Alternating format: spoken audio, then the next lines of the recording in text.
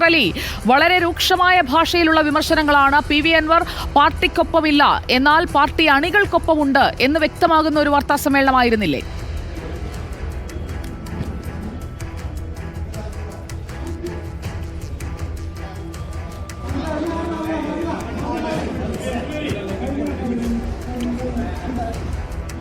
സുജ, തീർച്ചയായും എല്ലാ ആരോപണങ്ങൾക്കും ഇല്ലെങ്കിൽ മുഖ്യമന്ത്രി ഉയർത്തിയ വിമർശനങ്ങൾക്കുമെല്ലാം കൃത്യമായ മറുപടിയാണ് ഇപ്പോൾ പി.വി. അൻവർ പറഞ്ഞിരിക്കുന്നത്. നേരത്തെ മുഖ്യമന്ത്രി സംരക്ഷിക്കുന്ന പി.വി. അൻവറാണ് നമ്മൾ കണ്ടിരുന്നതെങ്കിൽ ഇപ്പോൾ അത് മാറി മുഖ്യമന്ത്രിയെ വഞ്ചകരെന്ന് ഇല്ലെങ്കിൽ മുഖ്യമന്ത്രി വഞ്ചിച്ചു എന്ന് കൃത്യമായി മാധ്യമങ്ങൾക്ക് മുമ്പിൽ പരസ്യമായി പറയുന്ന മുഖ്യമന്ത്രി നമ്മൾ ഇന്ന് കണ്ടു.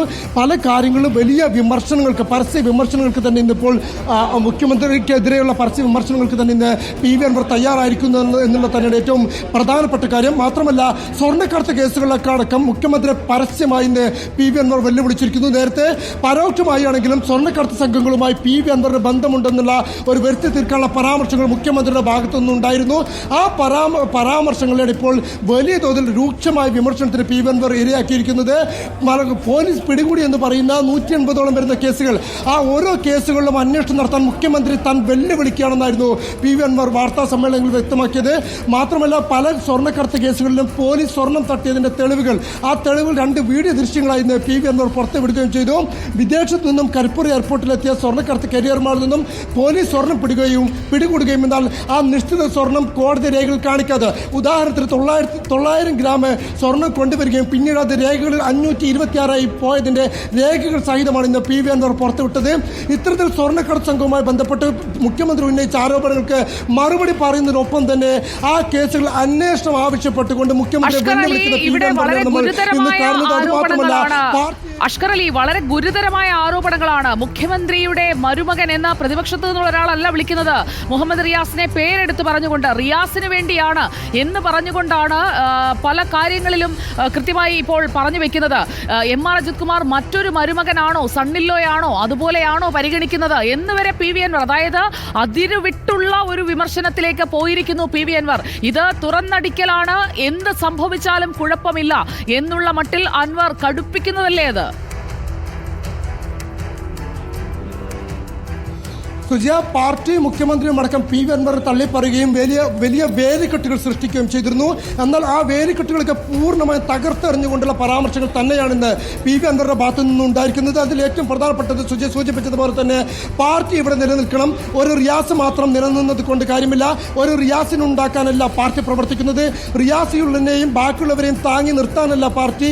അങ്ങനെ ആരെങ്കിലും ധരിക്കുകയും അതിനുവേണ്ടി പി.വി. അൻവറിന്റെ നെഞ്ചത്ത് കയറാൻ വരികയും വരേണ്ട, ഒരു റിയാസ് മാത്രം മതിയോ എന്ന് പി.വി. അൻവർ ഇന്ന് വാർത്താ സമ്മേളനത്തിൽ ചോദിക്കുകയും ചെയ്തു. മാത്രമല്ല, ADGP അജിത് കുമാർ അടക്കം സംരക്ഷിക്കുന്നത് റിയാസിന് വേണ്ടിയാണോ എന്നുള്ളൊരു പരോക്ഷ ചോദ്യവും ഈ വാർത്താ സമ്മേളനത്തിൽ പി.വി. അൻവർ ഉയർത്തുകയുണ്ടായി. അതിനൊക്കെ അപ്പുറത്തേക്ക് പി.വി. അൻവർ ഉന്നയിച്ച ഏറ്റവും പ്രധാനപ്പെട്ട ഒരു ആരോപണം എന്ന് പറയുന്നത് കേരളത്തിൽ വലിയൊരു രാഷ്ട്രീയ നെക്സസ് പ്രവർത്തിക്കുന്നു. ഇടതുപക്ഷവും കോൺഗ്രസും മുസ്ലിം ലീഗും BJPയും അടക്കം കേരളത്തിലെ എല്ലാ രാഷ്ട്രീയ പാർട്ടികളുടെയും തലമുതിർന്ന നേതാക്കൾ ഉൾപ്പെടുന്ന ഒരു നെക്സസ് കേരള രാഷ്ട്രീയത്തിൽ പ്രവർത്തിക്കുന്നു. ആ രാഷ്ട്രീയ നെക്സസിൽ മുഖ്യമന്ത്രി അടക്കം പങ്കുണ്ട്. മുഖ്യമന്ത്രി അടക്കം ആ നെക്സസിന്റെ ഭാഗമാണ് എന്നുള്ള ഒരു വെളിപ്പെടുത്തൽ കൂടി ഇന്ന് പി.വി. അൻവർ നടത്തുന്നു.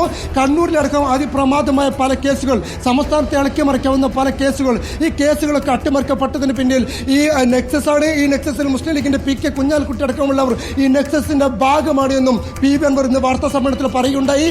തന്നെ CPM-ലേക്കില്ലെന്നും ഇല്ലെങ്കിൽ ലീഗിലേക്കും കോൺഗ്രസിലേക്കും ഒന്നും ഇല്ല എന്ന് ഒരേ സമയം പ്രഖ്യാപിച്ചതും ഈ നെക്സസിന്റെ ഭാഗമായി തന്നെയാണ് എന്നാണ് പി.വി. അൻവർ വിശേഷിപ്പിക്കുന്നത്. അത്തരത്തിൽ ആ നെക്സസ് തീരുമാനിക്കുന്നതെന്തോ അതാണ് കേരള രാഷ്ട്രീയത്തിൽ നടക്കുന്നത്.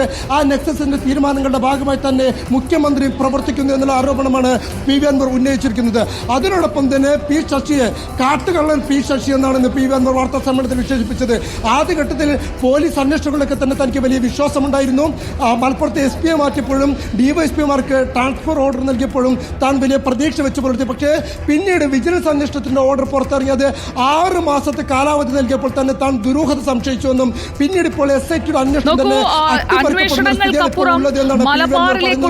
മലബാറിലേക്കുള്ള CPIM-ന്റെ ചിറകരിയും എന്ന തരത്തിലുള്ള ഒരു മുന്നറിയിപ്പല്ലേ പി.വി. അൻവർ നടത്തുന്നത്? അതായത് CPIM-ന്റെ ഒരു മതേതര സ്വഭാവം നഷ്ടമായിരിക്കുന്നു, സഖാക്കൾക്കും ന്യൂനപക്ഷങ്ങൾക്കും രക്ഷയില്ലാത്ത ഒരു പാർട്ടിയായി മാറുന്നു എന്ന രീതിയിലുള്ള പരാമർശം, അത് RSSുമായി സന്ധി ചെയ്യുന്ന പാർട്ടി എന്ന വിമർശനത്തിനപ്പുറത്തേക്ക് പോവുകയല്ലേ അഷ്കർ?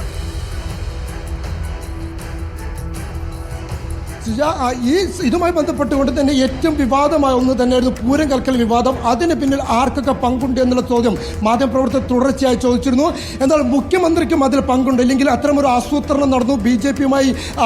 ബി ജെ പിക്ക് തൃശ്ശൂരിൽ ഒരു സീറ്റ് ലഭിക്കാൻ കാരണക്കാരനായതിന് പിന്നിൽ മുഖ്യമന്ത്രി ഉണ്ടോ എന്ന് മാധ്യമങ്ങൾ ചോദിച്ചിരുന്നു. പക്ഷേ അത് ഞാൻ പറയുന്നില്ല, അത് നിങ്ങൾ അന്വേഷിച്ചുകൊള്ളൂ എന്നുള്ള ഒരു മറുപടിയാണ് പി വി അൻവർ പറഞ്ഞത്. അഥവാ ആ കാര്യത്തിന് പിന്നിൽ മുഖ്യമന്ത്രി ഉണ്ടോ ഇല്ല എന്ന ചോദ്യത്തിൽ മുഖ്യമന്ത്രി ഇല്ല എന്ന് പറഞ്ഞത് നിഷേധിക്കാൻ ഇന്ന് പി വി അൻവർ തയ്യാറായിട്ടില്ല. അഥവാ ഈ അതിഗുരുതരമായ ആരോപണങ്ങൾ കേരളത്തിലെ പോലീസ് സ്റ്റേഷനുകളിലേക്ക് ഒരു സഖാവ് പോവുകയാണെങ്കിൽ അവർക്ക് 2 അടി കൂടുതൽ ലഭിക്കുന്ന ഒരു അവസ്ഥയാണ് നിലവിലുള്ളത്. അത്രത്തോളം കേരളത്തിൽ ആഭ്യന്തര വകുപ്പ് പരാജയപ്പെട്ടു. സംസ്ഥാനത്തെ ആഭ്യന്തര വകുപ്പ് അമ്പെ പരാജയമാണ്. അത് നിയന്ത്രിക്കുന്ന മുഖ്യമന്ത്രിയും പരാജയപ്പെട്ടിരിക്കുന്നു. ഇത്തരത്തിൽ ആഭ്യന്തര വകുപ്പിനെയും മുഖ്യമന്ത്രിക്കുമൊക്കെ ഒരു ദയാദാക്ഷിണ്യമില്ലാതെയുള്ള കടന്നാക്രമണത്തിന് തന്നെ ഇന്ന് പി വി അൻവർ ഇരയാക്കിയെന്നുള്ള ഏറ്റവും പ്രധാനപ്പെട്ട കാര്യം. എന്നാൽ അതിനോടൊപ്പം തന്നെ തന്റെ ഒപ്പമുള്ള സഖാക്കളെ ചേർത്ത് പിടിക്കാനുള്ള ശ്രമവും പി വി അൻവർ നടത്തിയുണ്ടായി. താൻ പറയുന്നത് പാർട്ടിക്കെതിരല്ല, ഏതെങ്കിലും ചില നേതാക്കളോ മുഖ്യമന്ത്രിയോ അല്ല പാർട്ടി എന്ന് പറയുന്നത് ഒരു കമ്മ്യൂണിസ്റ്റ് ആശയമാണ്.